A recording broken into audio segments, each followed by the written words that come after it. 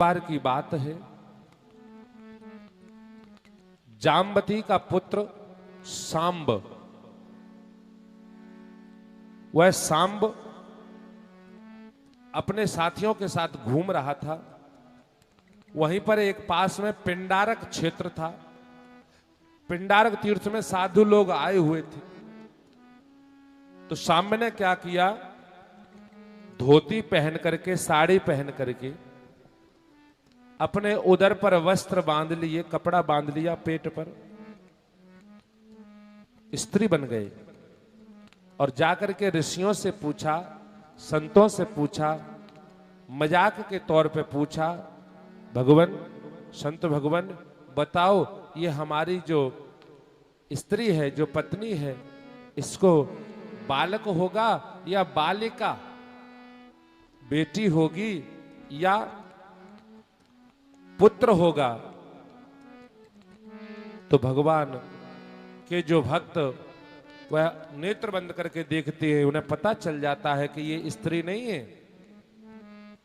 तो क्या किया, उन्होंने कह दिया कि इसको न तो पुत्र होगा न कन्या होगी, इसके उदर से मूसल जन्म लेगा, मूसल। अब मैंने मूसल बोल तो दिया, हो सकता है आप लोग न समझ पाए हो, और मैं समझ जाता हूं कि हर लोग इस बात को नहीं समझ पाते, तो उस बात को मैं रोक के समझा के तब चलता हूं। अपने यहां एक कहावत में आता है, इमाम दस्ता कहते, क्या कहते हैं, जिसमें नमक मिर्ची इत्यादि डाल करके जो कूटते हैं, कहीं कहीं उसको कुटना भी बोलते होंगे, लेकिन उसका जो शुद्ध नाम है वह मूसल है, मूसल। और एक बात और याद आ गई, ये मूसल विवाह में बहुत काम आता है। कुछ कुछ लोग कह लेते हैं आपस में, हमें क्या उनसे मूसल बदलना है।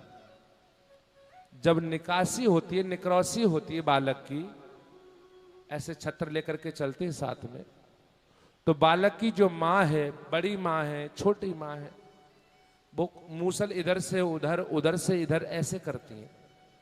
कहीं कहीं, हर जगह की बात नहीं है, हर जगह की बात नहीं, क्योंकि ये रीतियां हैं।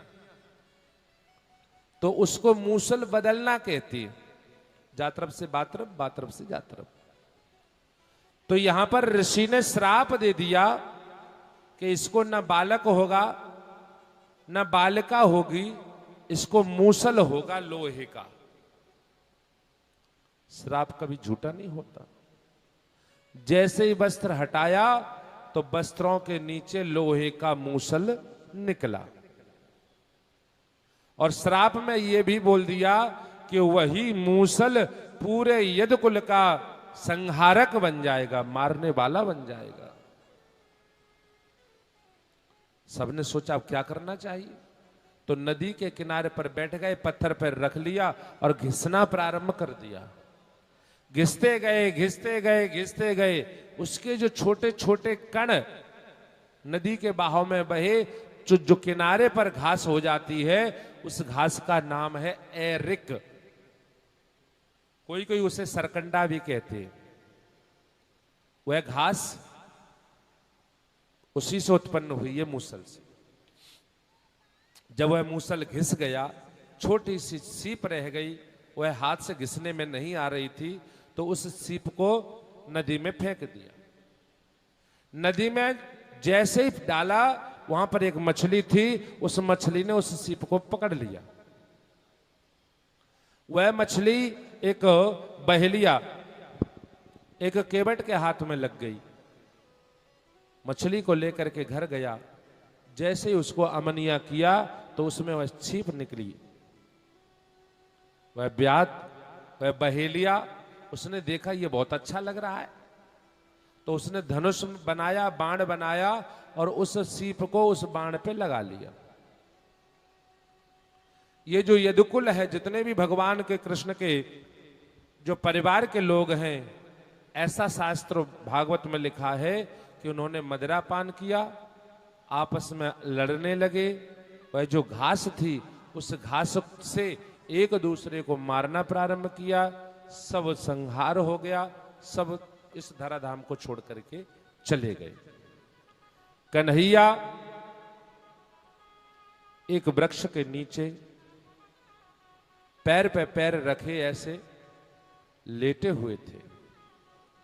उनके पैर में चक्र, पद्म आदि सुशोभित होते थे और मणि लगी हुई थी। तो जो मणि चमक रही थी वह व्याध, वह बहेलिया उसी सीप वाला बाण लेकर के आया। उसने सोचा हिरण बैठा है, बाण लेकर के मार दिया। वह बाण जाकर के लगा भगवान कृष्ण के पैरों में।